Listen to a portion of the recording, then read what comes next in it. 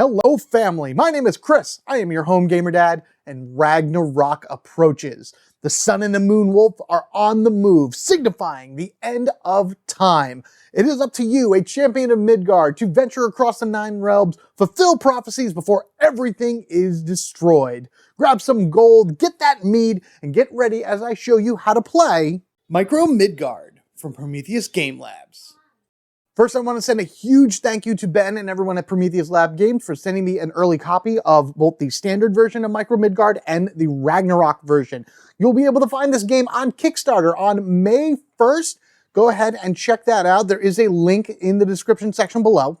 The components I'm going to be showing you how to play today are all going to be from the Ragnarok edition, which is a larger version of the game.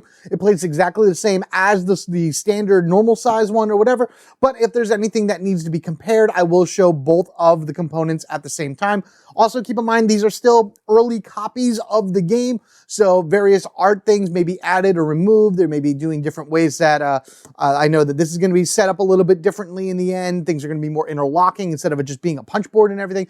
There are going to be changes to the final versions of these, but the game itself is going to be exactly the same from beginning to end that I will show you in the how to play.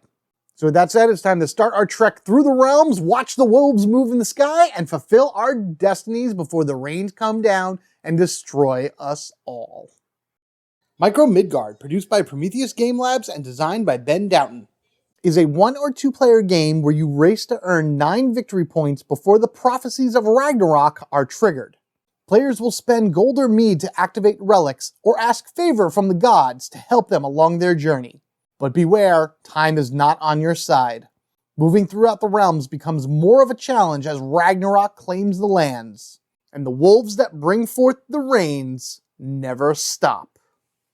No matter if it's 1 or 2 players, setup begins by building the realms and fitting together the 8 realm pieces around the central Midgard piece. In this edition of the game, the realm pieces are double-sided, and you can use either one you want for your game, so long as the rune symbol matches the realm that it is connected to on the board. When comparing this to the standard edition, as this is the Ragnarok edition, the standard edition does also have all 8 pieces of the realms connected together in the same way. It's just that these are not double-sided with different rewards. When you flip these over, you show the destroyed piece of the 9 realms. So the destroyed realm would be this case.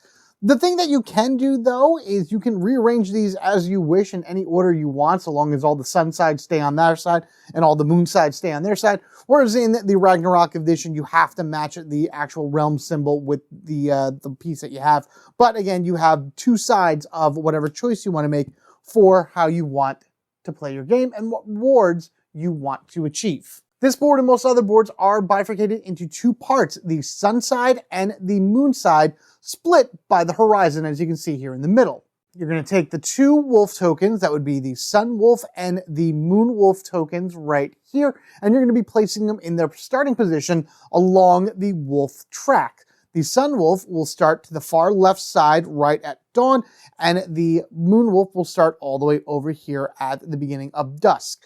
And as they move around the track, this is going to signify Ragnarok. Next step is to set up the Ragnarok tracks, which would be the prophecies that will be fulfilled throughout the course of the game, and which realms are going to be destroyed as Ragnarok happens.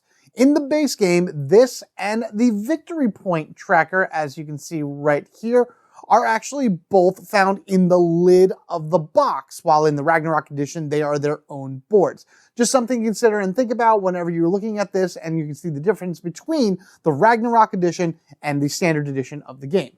Again, you're going to use the horizon line here to separate between the sun and the moon side of the board, and you're going to find the 10 prophecy tokens here. You're going to give them a good shake, flip them around a little bit and everything. Each one of these tokens is double-sided, representing a sun side and a moon side. You're then going to randomly take them, and you're going to assign them from left to right in these slots up here, showing which prophecies are going to be fulfilled for each one of the Ragnarok sessions. And as you can see here, again, this is the moon side because it's the darker side. This is the sun side because it is the lighter side. Once you have all 10 all set up, you're then going to determine which one of the realms are going to get destroyed by a very similar process. You're next going to find the 4 Ragnarok tokens. Each of these is double-sided, representing 2 different realms on each token. And once again, you're going to randomly shuffle these up and place them from left to right on the track, showing which realms will be destroyed in which order. So not all 9 realms are going to be destroyed from Ragnarok, but your games could be very different than the one shown here. These have, a sun one, 2 moon, and a sun. They could be sun, moon, sun, all these different combinations. This is also one of the game ending conditions because after Ragnarok triggers 5 times, whoever has the most points wins if no one has already hit 9 victory points. Next, we're going to be setting up the blessing tracks. From the runes that were shown during the Ragnarok track setup, you're going to match these shown runes here with the proper sides of their blessing boards. There are 4 different tracks, each having a different symbol and a different color to them. So the green ones over here are sun, the yellow ones are moon, the red one here is the nighttime crafting one, and the blue one here is the daytime crafting one. You're going to just compare the symbols together to make sure that you are on the right side of each one of the tracks. And if one does differ in the Ragnarok edition, you're just going to go ahead and flip the card over, revealing a completely new and completely different set of blessings on this side. If you're playing in the standard edition, the card would just simply flip over. For the 2 relic tracks, you're going to find these stacks of relics and you're going to arrange them by their level order. You'll know what their level is based on the amount of hammers that you see down on the bottom. So level 1, level 2, level 3, and level 4. And starting from bottom to top, you're going to take these, you're going to give these a random shuffle, and just like most things here, there's a sun and a moon side to each one. You're going to take one random one, put it on the sun side on the bottom of the first track, and then a random one and put it on the bottom of the moon track, showing that side. You'll do that for each one of these, putting the sun and a moon one where they need to go in each one of the tracks, and any extra relics that you have left over are all going to go back into the box for another game. Each player will have their own set of tracking tokens that have the matching symbol on them for each one of the blessings. What you're going to want to do is you're going to want to match those pairs together of the same symbol and just place them both on the level 1 for each one of the blessings. This way, each of the characters starts on the same spot, and as they go up the track, they'll know which one of their particular tokens fall into one of the 4 spaces.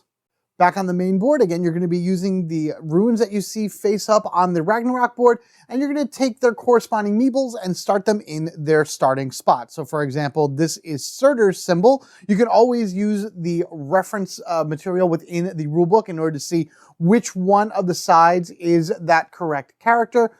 But this is Surtur. We're going to take that symbol, and he will start right here on the board.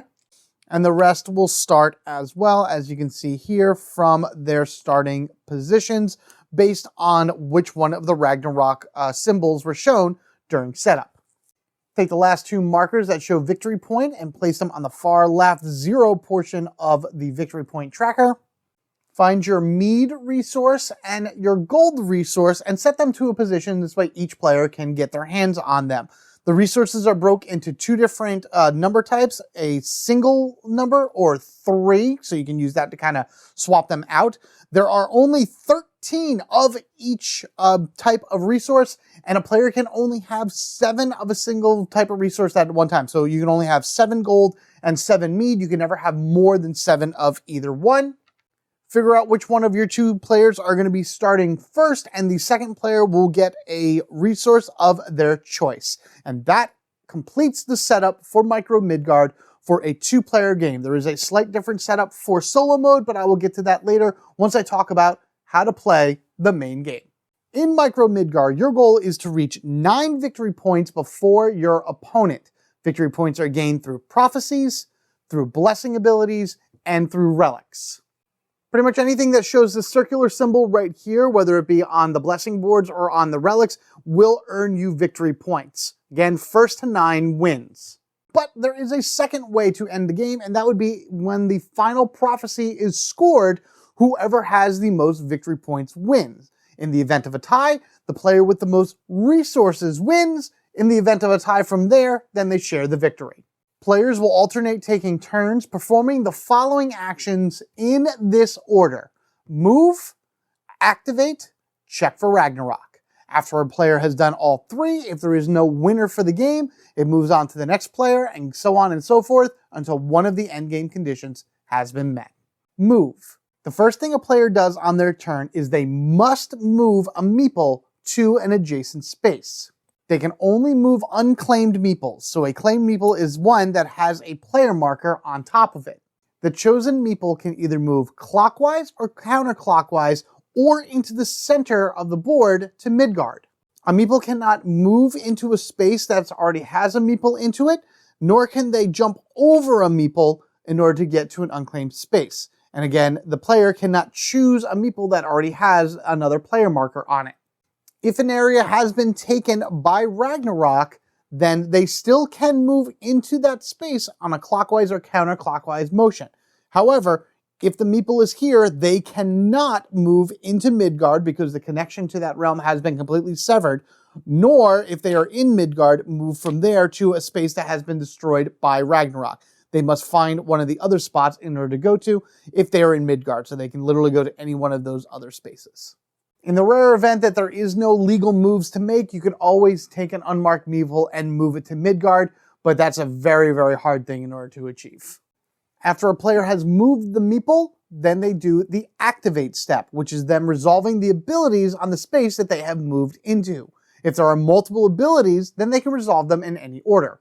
The first thing that they can do is gain resources. If they land on a space with either the Mead symbol, they would gain 1 Mead, or if they landed on a space with the gold symbol, they would gain 1 gold. Remember, players can only have a maximum of 7 of each type of resource in their supply, and the main supply is limited to 13. So if they take a resource and it puts them over 7, or there's none in the supply, then they cannot take the action. Next action is move a wolf. When a player decides to move their meeple into a spot with either a moon wolf symbol or a sun wolf symbol, they take the corresponding wolf and move them clockwise along their track. So the sun wolf would move along this way, and the moon wolf would move along this way. This is actually a trigger for Ragnarok that I will explain a little bit later, but after the wolf has moved, then the player will be able to gain a sun or a moon action depending on which wolf you moved. So moving the moon wolf would gain a moon action afterwards, moving the sun wolf would gain a sun action afterwards. If a spot happens to be destroyed by Ragnarok, then the wolf would actually skip over that spot during their movement, thus moving the timer along faster. That destroys pretty much everything on the board. And lastly are the sun, moon, and craft actions that activate each one of the different blessing boards.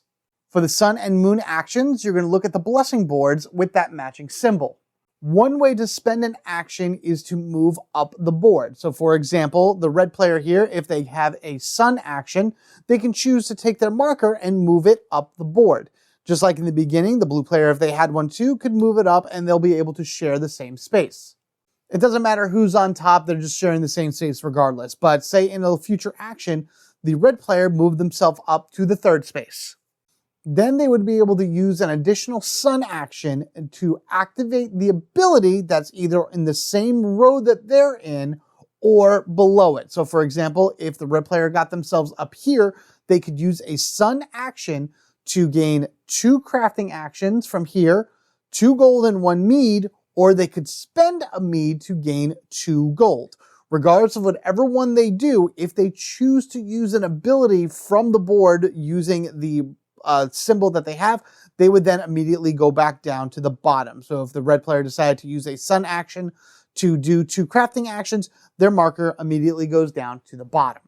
This works the same on the moon side, so any moon actions would move you up the board, or use whatever corresponding ability you're on, whatever level you're on, that or below. If you use an ability, your marker would go from wherever it is back down to the bottom. Craft actions work similar to sun and moon actions, but they can be used on either of the 2 crafting boards. On each of the boards, the squares do have abilities below them, but they can't be activated until the relic has been claimed. So besides moving the marker up and activating on the side, an additional action that someone can use a crafting action for is to claim whatever relic they are on the same row or below on. So for example, if the red player happens to be on 3, they could use their crafting action to then claim this relic, or this relic. Once they have claimed it, it gets removed from the board, and this is their own special ability that they will have for the remainder of the game. It then shows whatever the unique ability is for that spot, which then can be used the same way as the moon and the sun blessings. So long as they're here, they can trigger it that way. But regardless if they use the ability or take a craft, the token once again goes all the way back down to the bottom. You can only activate relics once per turn once they are in your possession, and each relic has a different cost associated with them, usually something that requires a sun, moon, or crafting action, plus spending a particular resource to activate an ability. When reading relics, you're always going to be reading them from left to right. There is a reference relics page within the book in order to be able to have a better idea what each one does, but just some stuff that's here. For example, this one, you would spend a crafting action to convert any number of gold to mead and vice versa. You can go back and forth. This one is you can spend a sun action in order to gain 2 gold. And usually the tops are your better ones where you are spending a craft action, a certain amount of a resource to gain a victory point and manipulate a wolf. In this situation, it's spending 4 mead to move the wolf back one, the sun wolf back one, and then you also gain a victory point. Whereas on the sun side for this particular setup, it's a craft action, 4 gold to gain a victory point and move the sun wolf forward 1. Again, all of this is referenced within the rulebook, giving you a detailed idea and description about what each blessing does and each relic. The last thing a player does on their turn is check for Ragnarok. After a player has finished taking all of the actions that they possibly could on their turn, they check to see where the wolves are on their tracks. If either of them pass the end of their track, moving from one side of the board to their other, then a Ragnarok event occurs. Should somehow both wolves pass their point by the end of a player's turn, then that player would choose which one of the wolves that they would resolve when doing the points for the prophecies. First, you're going to score the leftmost prophecy corresponding with which wolf, the sun or the moon, triggered the event. In this case, the sun wolf did, so we're resolving this prophecy token. This one reads as whoever has the most relics in general, so whoever has that will be awarded whatever the points are shown. Should there be a tie, no points are awarded. After that, you're going to discard both of the prophecy tokens on the board, and then move on to which realm gets destroyed. This means we take the prophecy marker from the track and place it with the matching symbol and completely destroy the realm, removing the wedge from the board. If you're in the standard version, it would just flip over to the other side. If there was any meeples in that spot, they get replaced and put right back to where they were. And now this spot can no longer be used for the wolves for the remainder of the game. All wolves then reset back to their starting spot. If the first spot was destroyed, then the wolf will just start at the next one. Once a Ragnarok event has been finished, should nobody have 9 victory points or the last prophecy was not scored, then it just moves on to the next player. Again, choosing where they want to move each one of their characters, collecting resources, using sun, moon, and crafting actions in order to do various things, and ultimately gaining themselves all the victory points that they need in order to win the day, or at least have the highest amount of victory points once the last prophecy has been fulfilled. In solo mode, the players go up against an AI-driven version of Loki as he causes mayhem throughout the realms and helps bring the destruction even faster. Setup for solo mode is exactly the same. You're just going to need the additional Loki influence board, his meeple, his tokens, and then the scheme deck. You're going to take the 8 scheme cards that come with it, make sure that they are face down, give them a shuffle. These are the ones that Loki will be drawing at the start of each one of his turns. On the Loki influence board, you're going to take his meeple, plop him right in the center, and each one of the markers, the day side and the night side, are going to start in their corresponding spots.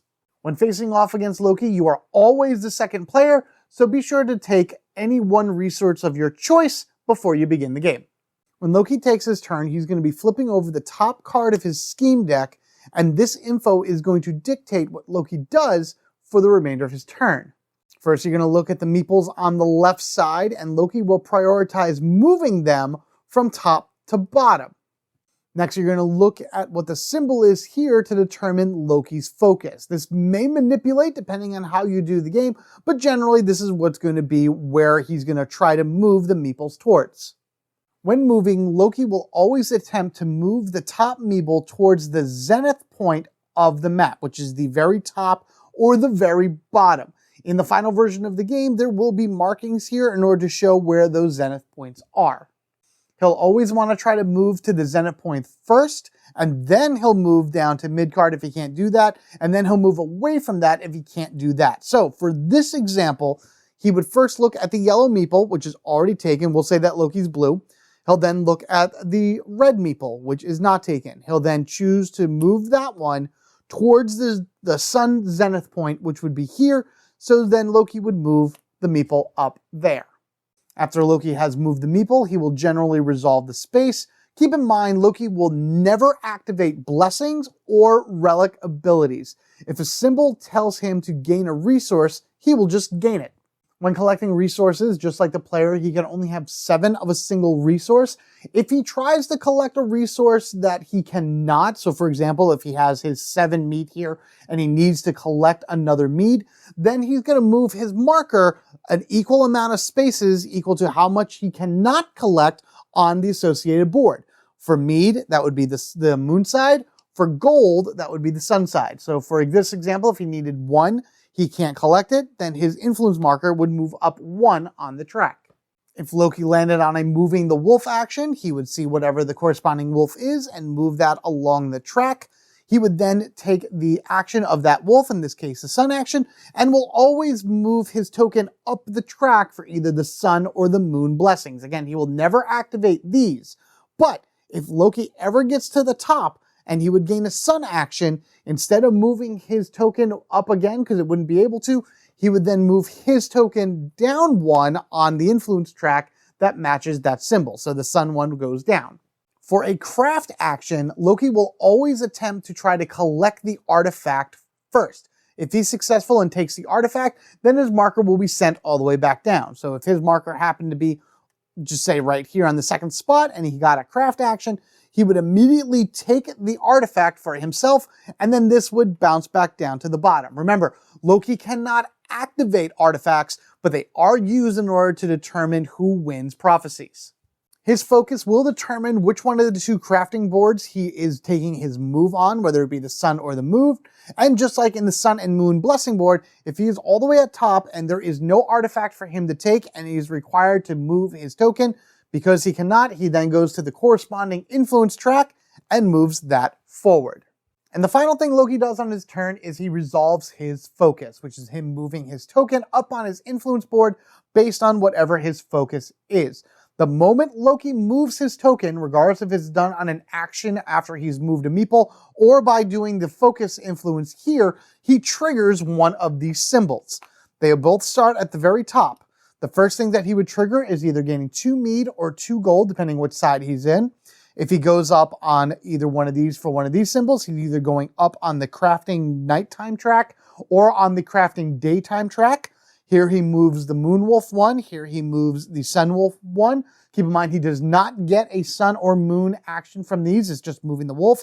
And then finally, if he does make it to the far end of either track, he immediately gains 1 victory point, and then this goes back up and resets. As far as the center goes, and if you ever see this symbol here, this could actually change Loki's focus depending on what has happened throughout the game. If the player scored a prophecy, then Loki would actually move in the direction that the player scored. So if the player actually scored from the moon side, then Loki would move down here. And if he drew this card, instead of focusing on the sun, because he was already down the bottom, his focus would be the moon. Now, this doesn't always happen. There are cards that do not have the Loki symbol on it, in which case he would just take whatever the focus is there. But this is a way of kind of shifting Loki's focus whenever the player scores from prophecy. When a Ragnarok event happens and Loki is one that scores on the prophecy, he then moves one space back towards the middle. Keep in mind, if Loki is either on the extreme top or bottom of this track, then he triggers his focus twice in a turn, thus continuously moving these along even further. But again, if he scores on a prophecy, he moves back towards the center, just making whatever appears on the card his focus for that round. After everything is resolved on the scheme card, it just kind of goes in the discard pile. If the scheme deck ever runs out, you just reshuffle them and put them back up there. Then the player takes their turn, and it goes back and forth as a regular game until either one of Loki or the player has 9 victory points, or all 5 prophecies have been fulfilled, and whoever has the most victory points at that point wins. And there you have it, Micro Midgard, a game that'll be going up on Kickstarter on May 1st. There are 3 editions to the game for you to look at if any one of those tickle your fancy. The envelope edition, where it all fits in a nice little envelope. The standard edition, which is what you would get normally from here with all the game components that you saw there within here. And then the Ragnarok edition, a larger upgraded components with all those like nice boards and everything ready for you to run around the realms, fulfill the prophecies, and become the Midgard champion you knew you could be.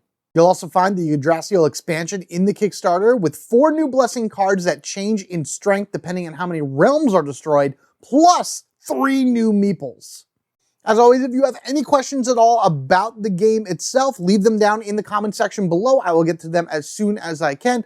Definitely expect 2 different sessions for this game. I'm going to be doing a solo mode where I go up against Loki and just see how great he is and everything. He's very great, just gotta let you know that. And then I'll be doing a sample 2-player mode, or a simulated 2-player mode, I should say, where it's kind of like the left brain versus the right brain, red versus blue, something along that ways, where I'm going to try to pretend that I'm 2 different people going up against each other, just so you get a good idea of all the possible modes that you can go with in this game, and then maybe just some differences between how one works over the other.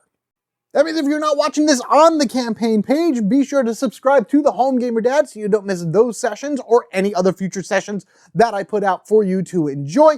Thank you guys so much for watching this How to Play a Micro Midgard. I hope you guys enjoyed it. And again, if you have any questions, comments, concerns, or whatever like that, please leave them down in the comment section below. It'll be awesome to see what you guys have to say about this. And again, to see where this goes before the rains come down and take it all. Thank you again. You've been absolutely amazing. Take care of yourselves and each other. We are family forever, gaming together. I will see you over on the campaign page for Micro Midgard. Until then, or any other future videos, take care, and I'll see you later.